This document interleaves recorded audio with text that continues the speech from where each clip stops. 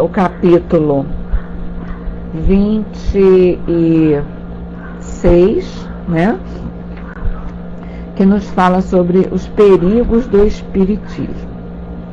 E vamos ver o que o Denis traz para a gente sobre os perigos do espiritismo.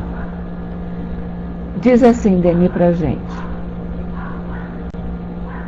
Boa noite, Luz do Luar, seja bem-vindo. Diz assim: entre os experimentadores do espiritismo, alguns querendo, com um objetivo de controle, fixar eles próprios as condições de produção dos fenômenos, acumular os obstáculos e as exigências, não obtiveram nenhum resultado satisfatório e desde então tornaram-se hostis. Devemos lembrar que as mensagens dos espíritos não poderiam ser assemelhadas às experiências de física e química. Estas ainda estão submetidas às regras fixas, fora das quais qualquer resultado é impossível. Nas manifestações espíritas, encontra-se em presença não mais de forças cegas, mas de seres inteligentes, dotados de vontade e liberdade, que às vezes leem em nós, discernem nossas intenções malévolas e, se são de uma ordem elevada, pouco se inquietam de se prestarem às nossas fantasias. O estudo do mundo invisível exige muita sabedoria e perseverança. Somente depois de anos de reflexão e observação é que se adquire a ciência da vida, que se aprende a conhecer os homens, a julgar seu caráter, a prevenir-se contra as armadilhas das quais o mundo está semeado. Mais difícil ainda de se adquirir é o conhecimento da humanidade invisível que nos cerca e plana acima de nós. O espírito desencarnado encontra-se além da morte, tal como ele próprio se fez durante sua estada nesse mundo. Não é melhor nem pior. Para domar uma paixão, corrigir um defeito, atenuar um vício, é preciso, às vezes, mais de uma existência. Boa noite, Kellogg's. Bom, gente, vamos dar uma paradinha aqui, vamos rever isso aqui. A gente sempre precisa lembrar, né, que o ato do desencarne não transforma nenhum ser, boa noite, Anne, não transforma nenhum ser em ser angelical, pelo simples fato de ter desencarnado. Eu vou desencarnar e continuar sendo a mesma pessoa, com as mesmas qualidades e com os mesmos defeitos. Tudo aquilo que eu conquistei de bom para a minha realidade espiritual, certamente eu levarei comigo. Agora, tudo aquilo que eu não consegui resolver do meu patrimônio espiritual, eu também carregarei comigo. O ato do desencarne não nos transforma em pessoas, em seres angelicais. Vamos continuar com os mesmos desejos, com as mesmas vontades, com as mesmas paixões, com as mesmas características que nós temos agora. A gente sabe que para modificar um aspecto da nossa personalidade, um aspecto do nosso comportamento, muitas vezes leva-se anos e anos, encarnações e encarnações.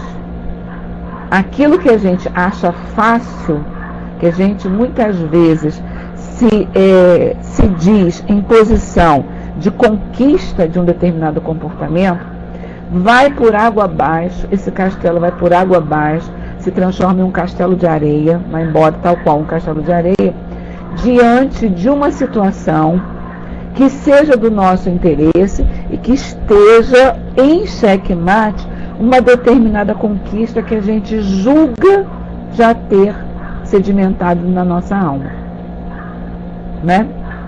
Eu quero fazer muito bem, eu gosto, eu procuro ser simpática com todas as pessoas, mas não tem aquele velho ditado que diz assim, mas pisa no meu calo, né? Contraria de alguma forma, diz não àquilo que eu desejo muito. Como é que eu vou reagir diante disso? Né? Será que eu vou reagir com toda a paciência do mundo, com toda a resignação do mundo, achando que está certo, que o mundo está certo, eu que estou errada diante disso, né? Eu que estou agindo de uma forma errada diante dessa situação? Ou eu vou achar que o mundo deveria ter dado um jeito, a vida poderia ter me cobrado de um jeito que não fosse tão contundente, né? Muitas vezes tento trocar com Deus, né? Diz assim, por que Deus permite que isso aconteça? Onde está Deus que não está conseguindo observar o que está acontecendo comigo?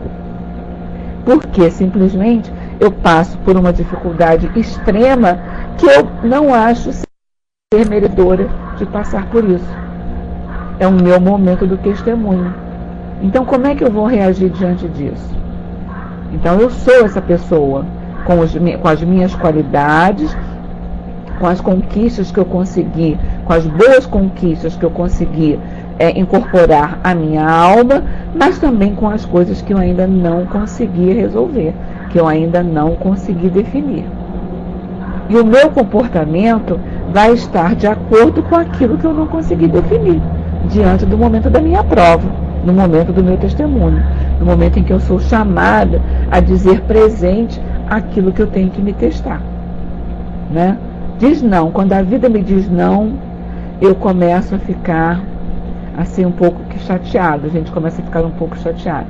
Então, se eu não olho para o meu patrimônio espiritual, se eu não consigo olhar, né, para isso tudo que eu tenho, para todas essas minhas mazelas, para todas essas coisas que eu sei que muitas vezes eu tenho, né, que eu acho que eu corrigi, mas diante de um determinado momento eu vejo que eu não consegui corrigir absolutamente nada, que eu já estou a quilômetros e quilômetros, há anos e anos, luz de eu conseguir corrigir aquilo. Então, se eu não consigo olhar para mim, para a minha realidade espiritual, e se eu não consigo trabalhar determinados aspectos, não vai ser o fato de eu desencarnar que vai de uma hora para outra com uma varinha mágica, com uma varinha de condom, que vai chegar lá, pim, pronto, acabou o egoísmo. Outro, pim, pronto, foi-se agora a falta de solidariedade. Pim, pronto, acabou a capacidade dela não ser fraterna. E por aí vai. Como a gente gostaria que fosse, né? Seria muito mais cômodo, seria muito mais prático para isso. Né? Então é que Denis coloca aqui pra gente. A gente não consegue modificar, né? Que ele coloca aqui, o espírito desencarnado encontra-se além da morte, tal como ele próprio se fez durante a sua história nesse mundo. Por quê? Porque ele não mudou. Ele mudou só o seu estado, de encarnado para desencarnado. Mas a sua realidade espiritual, o âmago, né, do seu ser espiritual, permanece exatamente o mesmo. Então, é aquela velha história de sempre, né, que a gente escuta, né, a tal da reforma íntima, a tal, né, aquela tal coisa de reconcilia-te com teu inimigo enquanto estás a caminho.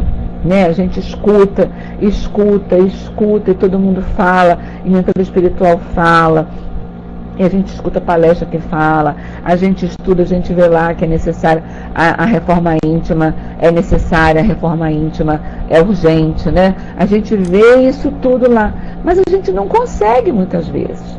E nem Deus está cobrando da gente aquilo que a gente não consegue. Né? Reconhece-se o verdadeiro espírita pelo esforço que ele faz em domar as suas tendências más, as suas más tendências, aquilo que ele não conseguiu resolver ainda. Oi, Alba, boa noite. Seja bem-vinda. Que ele não consegue resolver ainda. Entende? Então ele não consegue resolver, então tá lá, mas ele está tentando, ele está a caminho, ele está se esforçando. Né? Para isso é a nossa reforma íntima, para isso é o conhecimento que a gente precisa ter.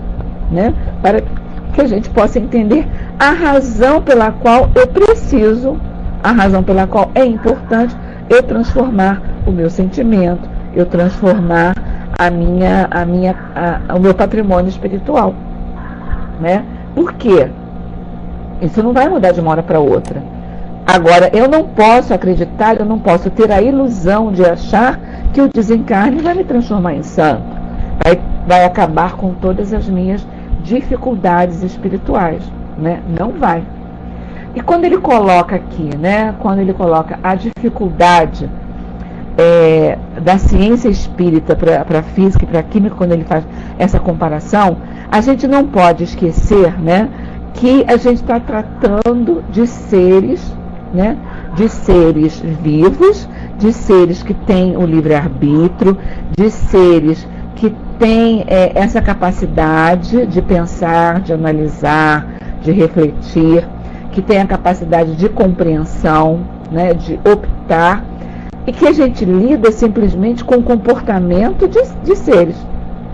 E quando eu lido com o comportamento humano, eu não posso jamais, né, querer enquadrar um comportamento numa fórmula matemática, nem numa fórmula física, nem numa fórmula física.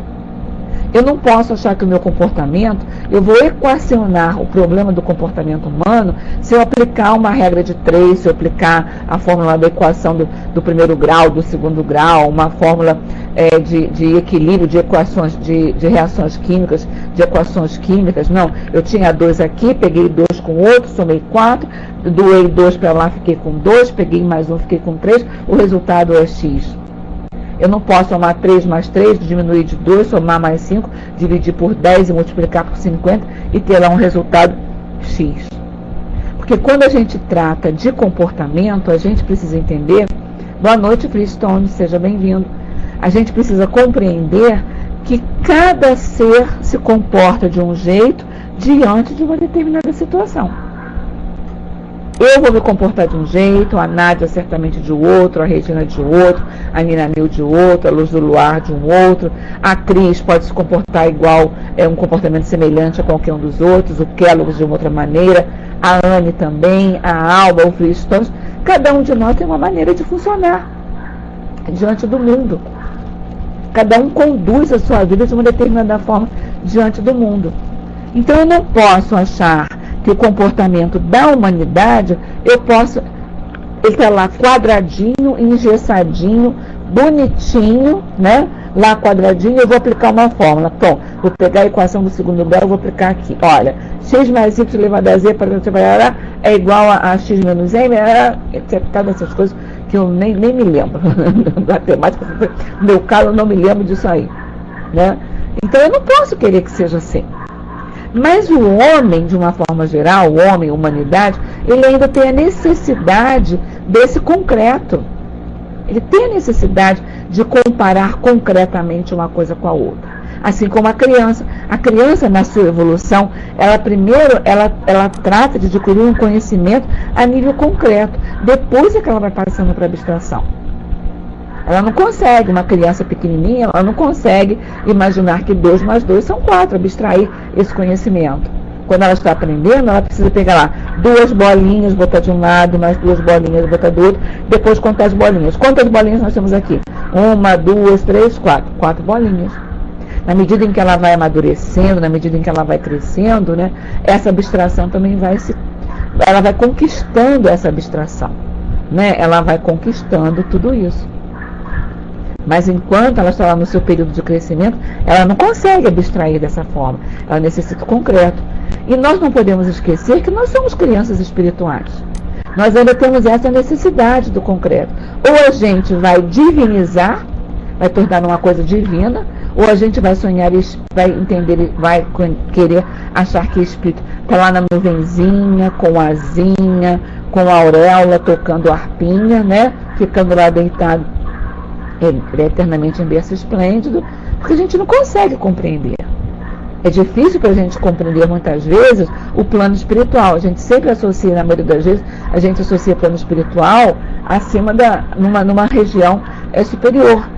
E para muitos espíritos, a gente vê isso muito em mesa mediúnica, quem trabalha em sessões de obsessão, em socorro a espíritos sofredores, a gente vê muitas vezes o espírito dizer que está escondidinho ali atrás da geladeira, atrás do armário, embaixo da cama.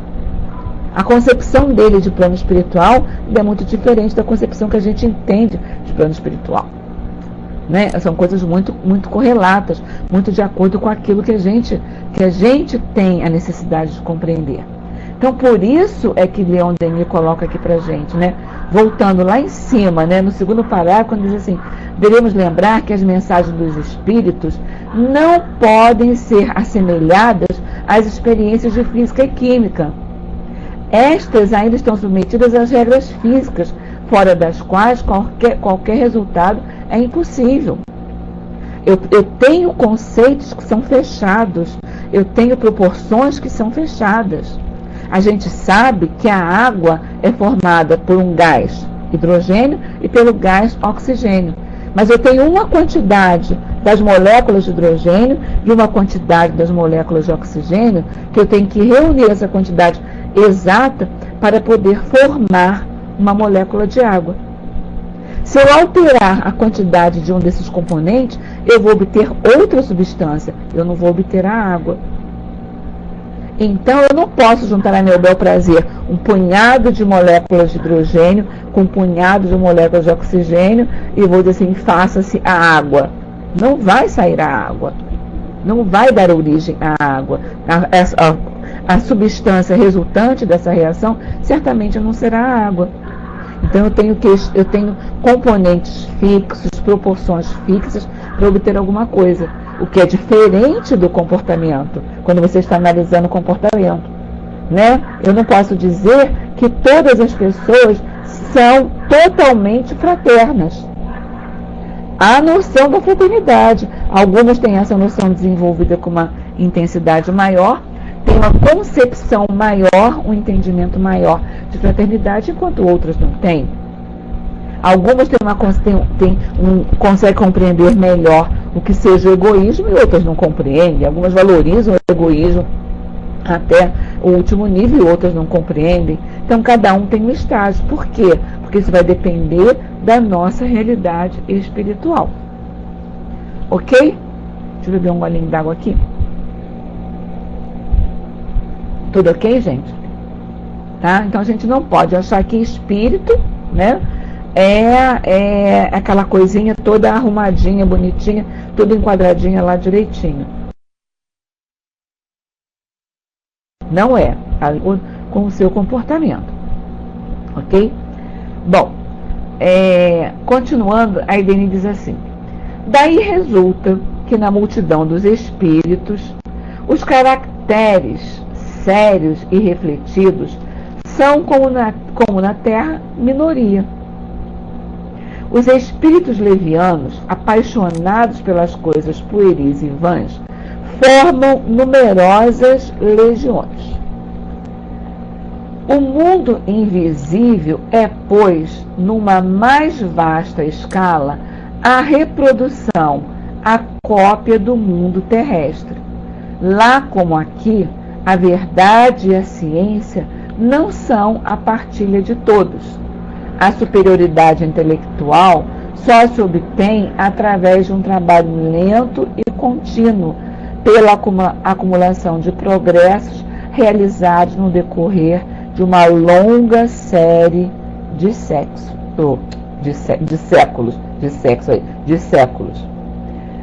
Sabermos, todavia, que este mundo oculto reage constantemente sobre o mundo corporal. Sabemos, todavia, que esse mundo oculto reage constantemente sobre o mundo corporal. Os mortos influenciam os vivos, guiam-nos, inspiram-nos à sua vontade. Os espíritos se atraem em razão das suas afinidades. Os que se despojaram de vestimenta de carne assistem os que dela ainda estão revestidos. Eles os estimulam no caminho do bem, mas frequentemente também impelem-nos no do mal. Olha só, Sabemos, todavia, que esse mundo oculto reage constantemente sobre o mundo corporal. É uma via de mão dupla. É só o espírito desencarnado que está agindo sobre o mundo corporal? Não. Os vivos também estão influenciando lá. Os mortos influenciam os vivos, guiam-nos, inspiram-nos à sua vontade. Os espíritos se atraem em razão das suas afinidades. Os que se despojaram da vestimenta de carne assistem os que dela ainda estão revestidos. Eles os estimulam no caminho do bem, mas frequentemente também impelem no caminho do mal. Ele vai impelir no caminho do mal a quem tiver o quê? Sintonia com aquele pensamento. É a questão do pensamento. Ontem, depois da morte, não, no Obras Póstumas, nós estávamos vendo isso, né? A questão da sintonia, a questão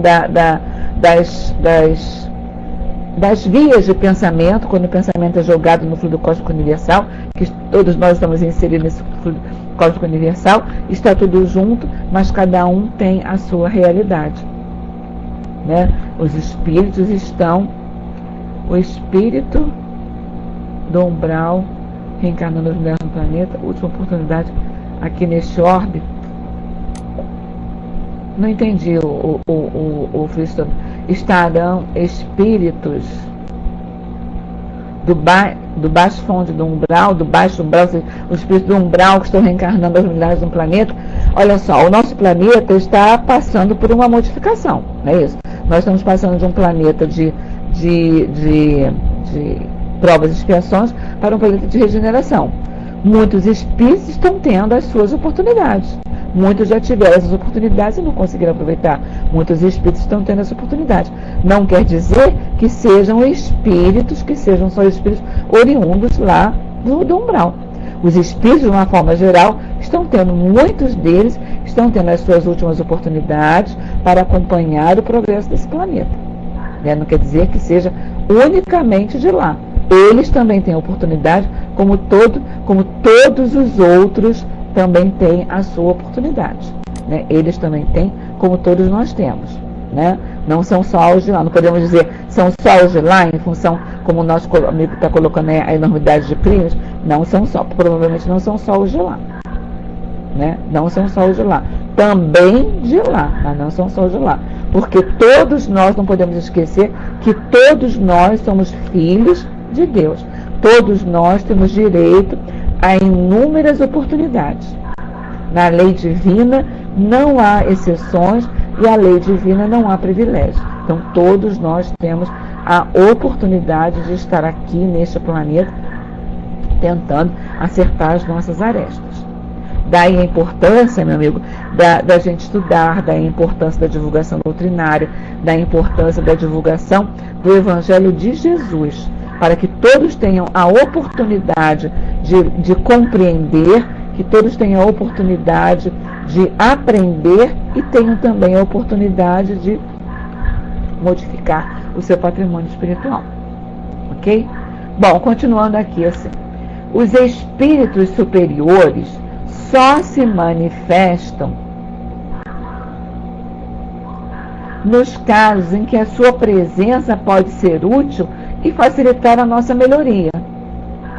Fogem das reuniões barulhentas e só se dirigem aos homens animados de puras intenções.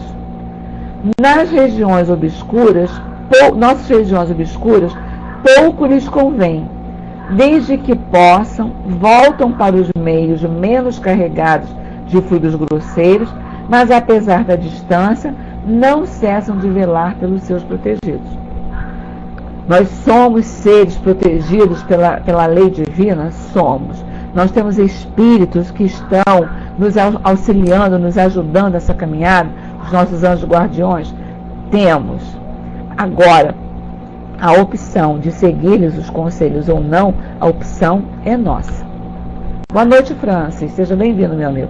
A opção é nossa. Eu tenho o direito de escolher aquilo que eu quero. Eu só não posso reclamar daquilo que eu vou ter como prêmio depois. Ou um prêmio bom ou um prêmio não tão bom. Mas eu vou ter aquela possibilidade de escolher. Deliberamos os nossos caminhos, exatamente.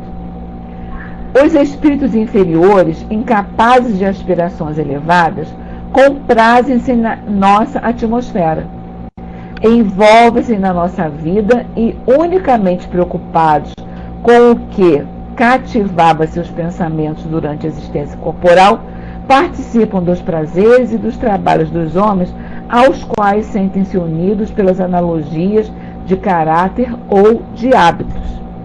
Às vezes, até dominam e subjugam as pessoas fracas, que não sabem resistir à sua influência.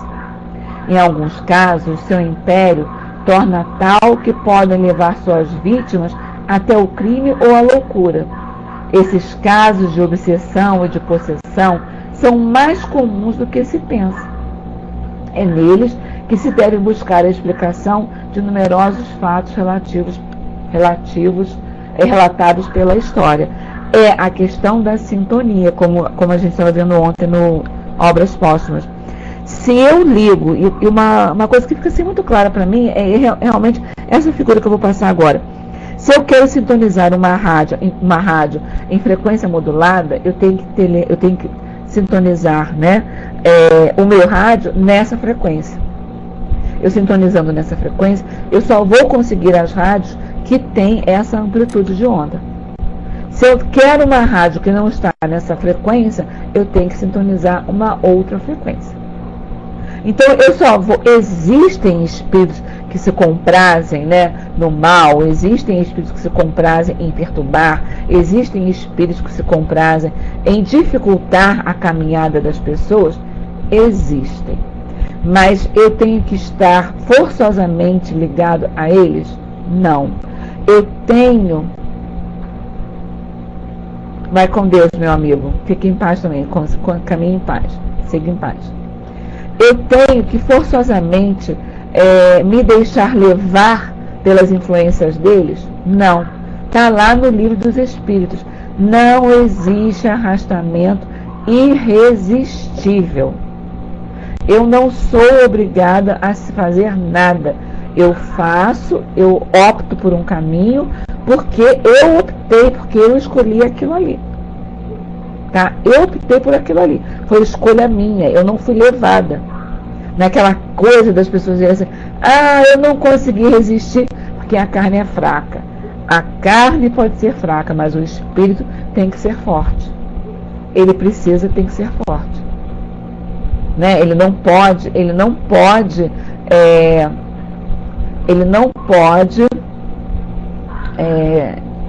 operadores, olha, exato, atenção aí. Ele não pode ser, como é que se diz assim, se deixar levar por isso. Ele não tem condição de se deixar levar por isso, porque não existe arrastamento irresistível. Tá? Não existe arrastamento irresistível. A gente tem condições, sim, de dizer não. Mas as situações do momento eram muito favoráveis. Eram favoráveis porque eu encarei dessa forma. Eu tenho que saber quais são os meus valores, quais são os meus questionamentos e quais são as minhas opções. Né? Porque eu não sou obrigada a fazer nada. Existe a possibilidade? Existe, mas a escolha é minha. Ok? Continuando, o Denis diz assim pra gente. Haveria perigo de se abandonar sem reserva a experimentação espírita. O homem de coração correto, de mente esclarecida e segura, pode nela recolher consolações inefáveis e preciosos ensinamentos. Mas aquele que apenas buscasse nesses fatos um interesse material ou um divertimento frívolo, tornar-se-ia fatalmente objeto de manifestações inumeráveis. O brinquedo de espíritos que, adiando seus pendores, seduzidos pelas brilhantes promessas, ganhariam sua confiança para sobrecarregá-lo em seguida com zombarias e decepções. Né? Então a gente tem que ter olhos de ver, ouvidos de ouvir, a gente tem que orar e vigiar de acordo com aquilo que a gente recebe, para que a gente possa ter sempre o nosso pensamento como é que diz assim, equilibrado para poder optar sempre pelo caminho do bem. Porque senão é muito fácil, a vida acena para nós com situações que são assim, simplesmente fantásticas. Né? A vida nos acena tudo isso, nos coloca em situações que são assim, simplesmente fantásticas. Né? Eu preciso ter consolidado na minha alma os meus valores, os valores do Cristo, os valores que a doutrina espírita me passa, para que eu possa me comportar segundo esses valores em qualquer situação que eu esteja diante deles.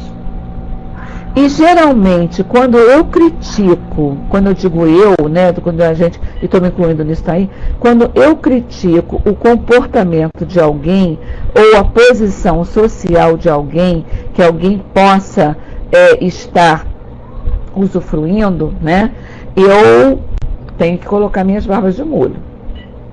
Sabe, tem que colocar minhas barbas de molho. Será que se eu estivesse naquela posição, eu conseguiria me manter firme aos valores que eu tenho, que eu acho que eu tenho consolidados na minha alma? E por essa razão, eu tenho que menosprezar aquilo que os outros conseguiram da maneira que eles conseguiram, através do seu trabalho, através das suas conquistas? Não.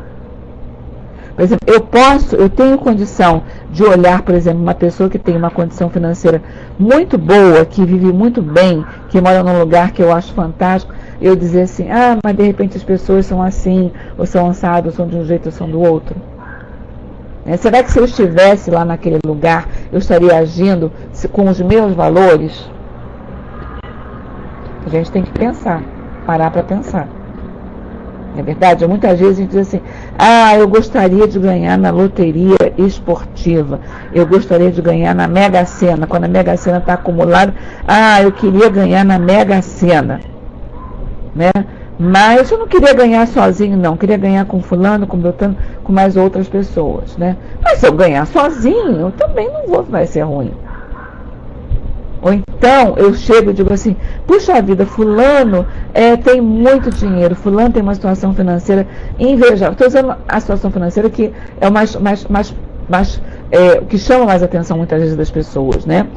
Tem uma situação financeira invejável, só mora na beira da praia, mora assim, mora assado. Mas será que faz isso? Será que faz aquilo outro? E eu me pergunto, será que se eu tivesse situação financeira para morar naquele lugar que eu acho que eu estou morando, será que eu também faria? Será que se eu ganhasse na Mega Sena sozinho, será que eu faria tudo aquilo que eu acho que eu faço? Será que aconteceria isso? Né? A gente tem que parar para pensar. Né? Muitas vezes, quantas vezes, no outro dia eu estava num lugar, tinha uma pessoa conversando, falando sobre uma revista que fala sobre vida de artistas e casa de artistas, etc e tal. Aí a pessoa chegou e falou assim, olha só que absurdo, olha quantos pares de sapato essa pessoa tem. Né? Quantos pares de sapato essa pessoa tem? Olha lá, não dá. Se botar um sapato por dia, ela vai viver não sei quantos anos sem repetir um par de sapato. Isso é um absurdo, porque isso não está certo, porque isso é assim. Olha só o armário dela, quanta roupa tem. Será que tem tanta gente precisando disso, precisando daquilo, etc e tal? Pode uma coisa dessa? Aí eu me pergunto o seguinte, vamos supor uma situação, você tem 2 festas para ir da sua família, né? Uma festa no mês, outra festa no outro mês. E as pessoas que estarão na festa serão as mesmas. Quantas vezes, né, a gente pensa assim, puxa, eu tenho 2 festas para ir, mas eu vou com a mesma roupa nos 2? Eu já fui lá na festa do fulaninho, vou com essa roupa, agora eu vou com a mesma roupa na festa do outro fulaninho. São as mesmas pessoas que vão estar ali. E aí? E aí? Será que se eu tivesse acesso às 300 roupas que aquela pessoa que estava ali na revista teria, será que eu não teria as 300 roupas lá penduradas no meu armário, ou os 400 pares de sapatos lá no meu armário? Exato, Francis. Tudo é lícito, mas nem tudo me convém. Será que se eu estivesse naquela situação, eu agiria de forma diferente? Eu agiria da forma como eu acho que eu agiria? Uma coisa é a gente falar em tese, a outra coisa é a gente falar vivenciando uma determinada situação. Então a gente precisa ter cuidado, né, com os nossos conceitos, com os nossos preconceitos, com as nossas certezas não tão certas assim. Porque uma coisa é a gente falar estando fora de uma situação, outra coisa é a gente falar estando nesta situação, estando dentro da situação, vivenciando aquela situação, né? Então eu posso dizer, eu fui envolvido e reagi de uma determinada forma diante de uma determinada situação. Eu optei por ser envolvido. Então, por isso, a importância da vigilância do nosso pensamento, do conhecimento que a gente precisa ter para não cair em tentação. Eu preciso conhecer o certo, eu preciso conhecer o errado, eu preciso me conhecer e saber como é que eu seria capaz de, ou pelo menos imaginar como eu seria capaz de reagir naquela situação que eu estou criticando o meu companheiro que está passando por ela, né? Então eu tenho que olhar com cautela para o que eu faço, antes de apontar o meu dedo para o que o outro está fazendo. Não é verdade? Porque senão, se eu não olho com cautela, eu vou me deixando seduzir por todas as situações e depois eu acho que eu fui arrastada para uma situação X ou Y que culminou com um comportamento tal e como consequência eu tive alguma coisa que eu não quero, alguma coisa que eu não gostei, né? Então a gente tem que ter sempre os nossos olhos vivos para que a gente possa discriminar, discernir entre o certo e o errado. E a receita para isso a gente tem, não tem? Faça teu próximo aquilo que gostarias que fizesse a ti mesmo. Se eu não quero para mim, eu não quero para o outro, né? Bom, continuando aí, a Idemir continua assim para a gente. Uma grande prudência é então necessária para se entrar em comunicação com o mundo invisível. O bem e o mal, a verdade e o erro misturam-se, e para distinguir um do outro é preciso fazer passar todas as revelações, todos os ensinos, pelo crivo de um julgamento severo. Só se deve aventurar nesse terreno passo a passo. Para expulsar as más influências, para afastar a horda de espíritos levianos ou maléficos, basta tornar-se senhor de si e nunca abdicar do direito de controle e exame, de procurar, acima de tudo, os meios de se aperfeiçoar no conhecimento das leis superiores e na prática das virtudes. Então eu tenho que me conhecer, eu preciso conhecer, como eu coloco assim, o conhecimento das leis superiores e a prática das virtudes. Faça a teu próximo aquilo que não gostarias que fizesse a ti mesmo. Não é por aí? Aquele cuja vida é reta e que procura a verdade com um coração sincero, nenhum perigo tem a temer. Se eu ajo segundo a lei divina, se eu estou agindo de acordo com a lei de Deus, se eu não estou com o objetivo de prejudicar a quem quer que seja, eu vou temer o quê? Se eu tenho a minha consciência tranquila dos atos que eu cometo, se eu cometo os atos me baseando nas leis divinas, se eu não estou sendo desonesto para com o meu semelhante, injusto para com o meu próximo, eu vou ter medo de quê? Eu vou me associar, eu vou ser influenciada por pensamentos que sejam pensamentos não muito, como é que diz assim, não muito benfazejos? Não. Por quê? Porque eu não estabeleço sintonia. Se eu vivo em prece, se eu tenho o objetivo de ajudar o meu próximo, se eu não passo pela minha cabeça tirar vantagem de uma situação para mim, se não passa pela minha cabeça eu agir de uma forma que eu vou colocar o meu próximo numa situação de perigo, numa situação que não seja bom para ele. Se eu não cogito de nada disso, eu tenho meu pensamento numa vibração diferente da vibração daquela pessoa, daquele espírito que só fica vibrando em situações que podem prejudicar o meu semelhante. Né? Então, se eu fico pensando sozinho, olha só, fulano, olha só, fulano trocou de carro, como é que ele consegue trocar de carro? De onde ele tira dinheiro para fazer isso? Fulano está sempre bem, está sempre feliz, está sendo rindo. Por que está sempre bem, sempre feliz, sempre rindo? Será que nada de mal acontece com ele? Será que nada de ruim acontece com ele? Sabe?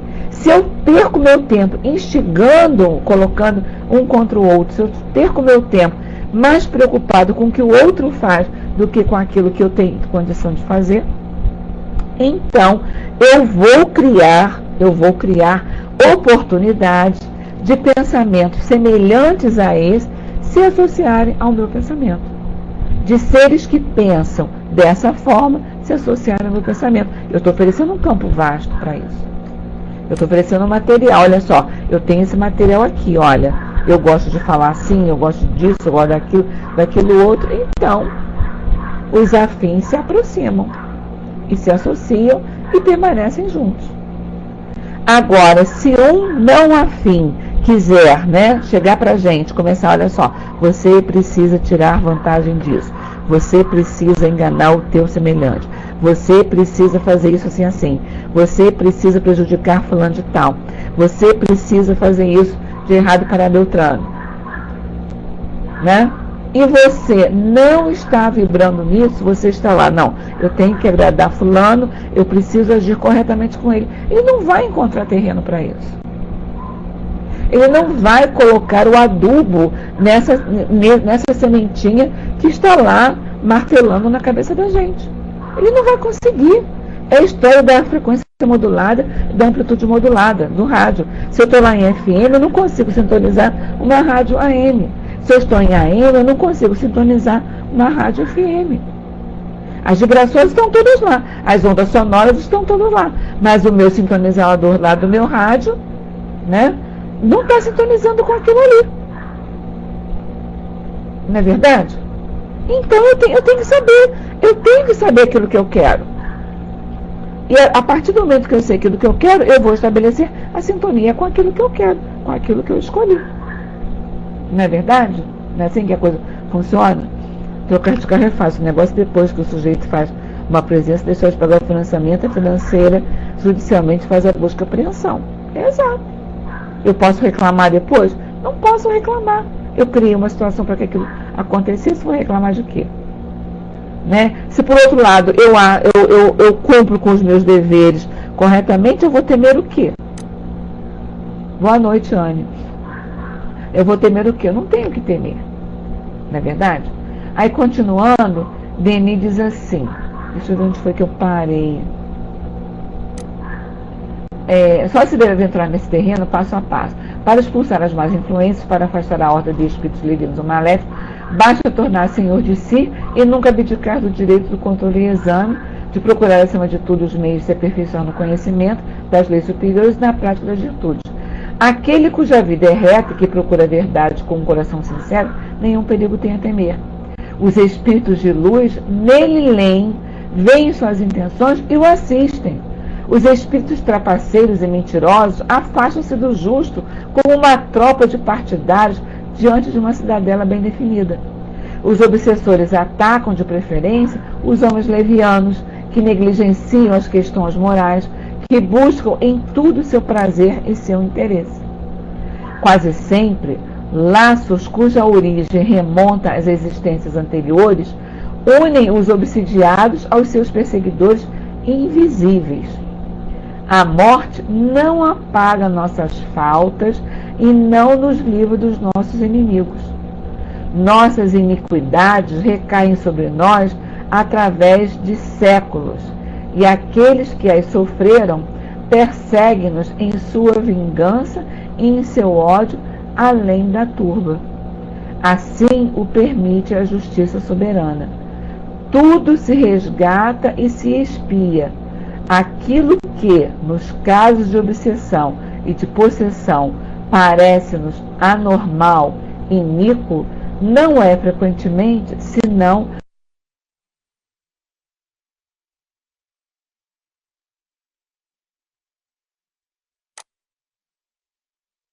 a consequência.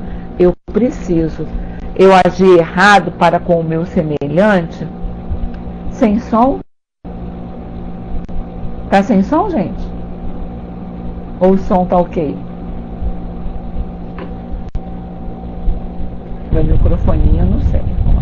Olha só, eu agi errado para com o meu semelhante. Então eu tenho que aguentar, né, o retorno. Eu tenho que aguentar o retorno, né? Eu agi corretamente com o meu semelhante, eu posso aguardar o retorno, que o retorno vai ser bom também.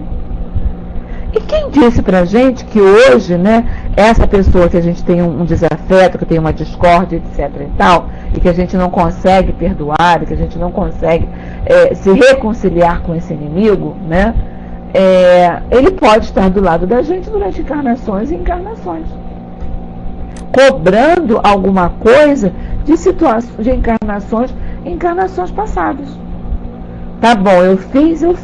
Eu agi errado nessa encarnação, eu agi errado. Então, deixa eu tentar me melhorar. Deixa eu tentar conquistar um outro nível, uma outra condição de equilíbrio de pensamento, de equilíbrio de sentimentos, de equilíbrio de emoções, para que eu possa passar até para esse meu desafeto, entende? Ele poder entender que eu estou modificado.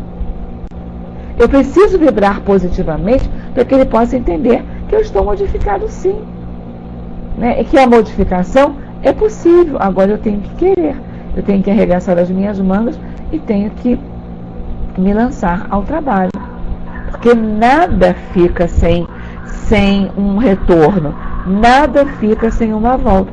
É lei de ação e reação. Então, se eu quero situações, dias melhores, eu preciso começar a tornar os meus dias melhores. Se eu quero encarnações melhores, eu preciso tornar as minhas encarnações melhores, né? Eu não sou um sofredor, eu não sou uma pessoa sofredora, eu não sou um espírito sofredor que estou passando por uma situação injustamente. Se eu passo por uma dificuldade, é porque alguma coisa eu fiz para estar passando por ela, ou nesta vida ou em outras vidas. E lembrando sempre que o ato da desencarnação não me transforma nesse ser angelical que muitas vezes a gente acha que se transforma, né? Ah, fulano era algo assim, muito esquisito, muito complicado, mas morreu, virou um anjo. Não virou.